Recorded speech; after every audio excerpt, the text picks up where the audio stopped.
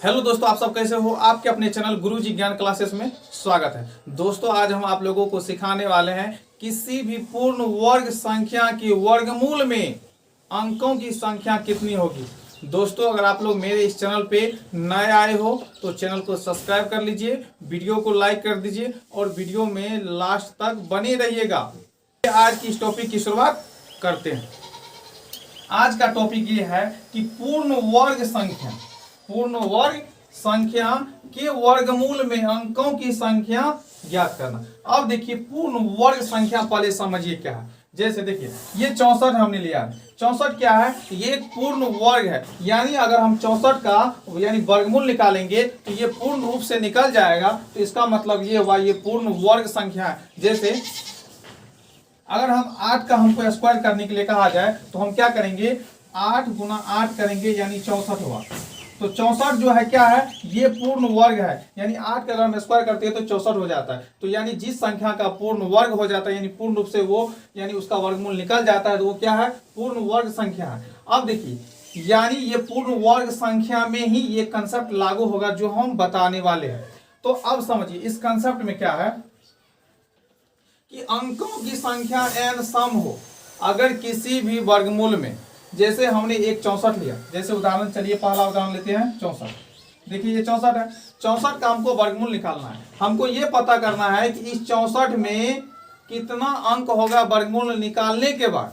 देखिए अभी तो 2 अंक है, लेकिन जब इसका वर्गमूल निकालेंगे तो यानी वर्गमूल निकालने के बाद इसमें कितना अंक होगा इसका। तो अब हम क्या करेंगे, देखिए अंकों की संख्या n सम हो, इन दोनों को हम गिनेंगे, 1 1 2 हुआ। अगर सम हुआ तो वर्गमूल में अंकों की संख्या बराबर क्या हो जाएगा, n/2। क्या हो जाएगा, n/2। अब देखिए जैसे 64 हो गया तो अब क्या होगा, ये मेरा जो पहला उदाहरण है तो यानी n बराबर कितना हो गया, 2। 1 1 2 हो गया। तो अब इसमें क्या होगा, यानी अंकों की संख्या कितना होगा, तो अंकों की संख्या बराबर n/2, यानी n जो हम 2 करेंगे यानी 2/2 बराबर यानी 1 हो जाएगा। यानी 64 का अगर हम वर्गमूल निकालेंगे तो यानी वर्गमूल में अंकों की संख्या 1 हो। अब चलिए दूसरा यानी दूसरा कंसेप्ट को समझते हैं। दूसरा कंसेप्ट में क्या है कि अंकों की संख्या n विषम हो। अगर अंकों की संख्या n विषम हो तब वर्गमूल में अंकों की संख्या क्या होगा, तो तब वर्गमूल में अंकों की संख्या n + 1/2 होगा। अब दूसरा उदाहरण से समझिए, जैसे 144 है। अब क्या है कि 144 जो है तो यानी नंबर 2 यानी 144। अब देखिए कि 144 में n बराबर कितना हो जाएगा, यानी 3, यानी 144 में 3 अंक है। 144 में 3 अंक है तो n बराबर 3 हो गया। अब देखिए अगर इसका वर्गमूल निकालेंगे तो वर्गमूल में इसका अंकों की संख्या क्या होगा, तो इसमें अंकों की संख्या हो जाएगा, अंकों की संख्या बराबर यानी n + 1/2। तो n कितना है, n है 3 + 1/2 यानी 4/2 बराबर यानी 2। यानी अगर हम 144 का वर्गमूल निकालेंगे तो इसमें 2 अंक होगा। यानी देखिए 144 का वर्गमूल तो आपको सबको पता है, x यानी कितना होता है 12। तो 12 में 2 अंक हुआ ना, तो हो गया। अगर इससे बड़ा अंक होगा तब वहां पे समस्या होगा, आपका माइंड काम नहीं करेगा। सोचिएगा कि आप इतना बड़ा संख्या है, अब इसमें कितना अंक होगा वर्गमूल निकालने पर, तो तब क्या करेंगे, तब यही कंसेप्ट को याद रखिएगा तो आसानी से आप लोगों का सॉल्व हो जाएगा। अब इसमें एक चीज और समझने की चीज है। अब कहिएगा सर वैसे तो हमको पता नहीं चलेगा कौन पूर्ण वर्ग होगा और कौन पूर्ण वर्ग नहीं होगा। तो यहाँ पे एक कंसेप्ट आपको याद रखना है, यानी 2 3 7 8 जिस भी संख्या के अगर अंत में होगा वो पूर्ण वर्ग पक्का नहीं होगा, वो पूर्ण वर्ग पक्का नहीं होगा। ये 2 3 7 8 जिसके अंत में होगा।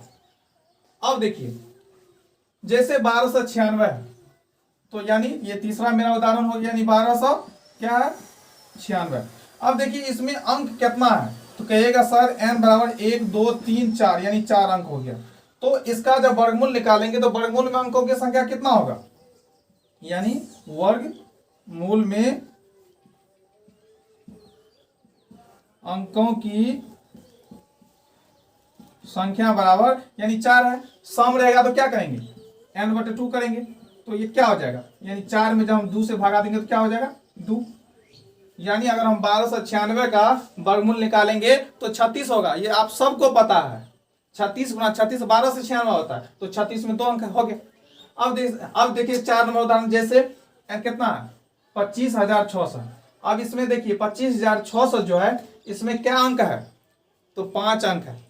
5 अंक है तो n क्या हो गया, विषम संख्या हो गया। जब विषम संख्या हो जाएगा तो वहां पे कंसेप्ट क्या लागू होगा, n + 1/2।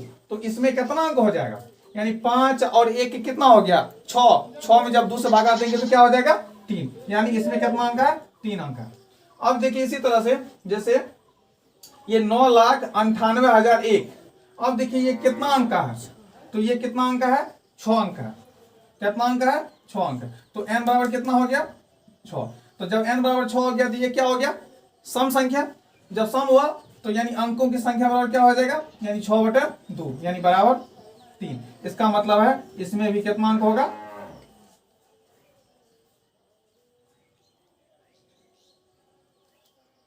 3 अंक। यानी अगर इसका भी अगर आप लोग वर्गमूल निकालिएगा तो इसमें भी क्या होगा 3 अंक होगा। दोस्तों इस तरह से आप लोग समझ गए होंगे।